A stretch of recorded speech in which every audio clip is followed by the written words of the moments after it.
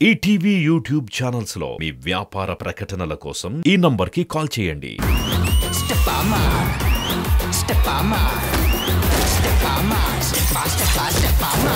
అక్కకేమో ఇద్దరు పిల్లలు, నాకు ఒక్క పిల్ల కూడా లేదు. ఎందుకు? నిన్ను కన్నానికే మీ అమ్మ ఎంత బాధపడి ఉంటది, నీతో పిల్లల్ని కట్టి నేనెంత బాధపడాలి?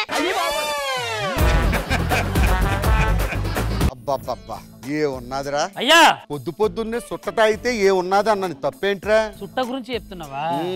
ఇది బాగుంది అయ్యా. అదేరా ఈ చేత్తో కూడా తాగితే బాగుంది అంటున్నా.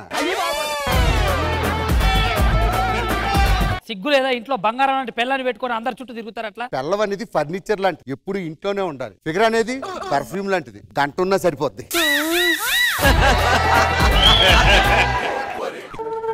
ఏంటి సెంట్ స్మెల్ అవుతుందండి? కొత్త చీర కొంటేను సెంటు ఆఫర్ ఇచ్చారు. ఆఫర్ ఆడిచ్చాడా? నువ్వు వాడికి ఇచ్చావు ఆఫర్?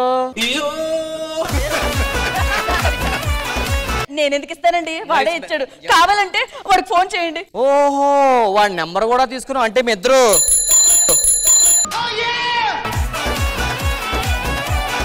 మా నాన్నకి సీరియస్ గా ఉందండి. ఏమైందట? స్టంట్ వేసారంట. 2 లావు టెంట్ వేస్తారు తర్వాత వెళ్దు. నా చిన్ననాటి స్నేహితుల రోహిణి ఇల్లు ఇదేనమాట. చిన్నప్పుడు మా ఇద్దరికి ఒక కోడి ఉండేదండి.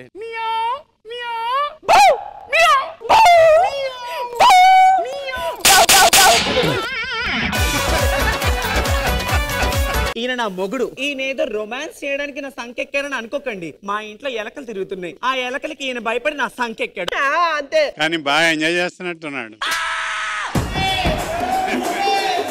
అవును, ఇంతకు మీకు పెళ్ళైందా? సంబంధాలు చూస్తాలండి, కానీ మా ఊళ్ళో ఎవరు చేసుకొని అంటారు. మీ ఊర్లో అందరికి టేస్ట్ ఉందన్నమాట. అయితే ఆమె ప్రొఫెషనల్ ర్యాట్ అంటారు. నీకు విషయం తెలుసా? చెప్పండి. 2 పులులు నా ఎదురుగా వస్తున్నాయి. నేను పులుల దగ్గరికి వెళ్తున్నాను. పులులు నేను, పులులు నేను. అప్పుడే టెన్షన్ క్రియేట్ అయింది. ఏమైంది sir? Zoo park watchman time అయిపోయింది వెళ్ళిపోండి చెప్పారు. నువ్వు ఇంతకు ముందు వేరే దగ్గర సేల్స్ గర్ల్ గా చేసేదానివి కదా, ఎందుకు మానేసావు? ఫోన్ మాట్లాడుతున్నాను తీస్తాడు. ఫోన్ మాట్లాడితే ఎందుకు తీసేశాడు? మాట్లాడేది ఓనర్ కొడుకుతోనే. అంతకు ముందు ఇంకోసారి పని చేసావు కదా, అక్కడ ఎందుకు తీసేశారు? 2 నగలు తీసుకొని చీరలు వేసుకున్నా. దొంగ సచ్చినాడు ఆ రోజు నా చీర లాగాడు. అసలు మీరు మా షాప్ ఓపెనింగ్ ఒప్పుకుంటారని అస్సలు అనుకోలేదు సార్. రండి రండి సార్, కూర్చోండి సార్.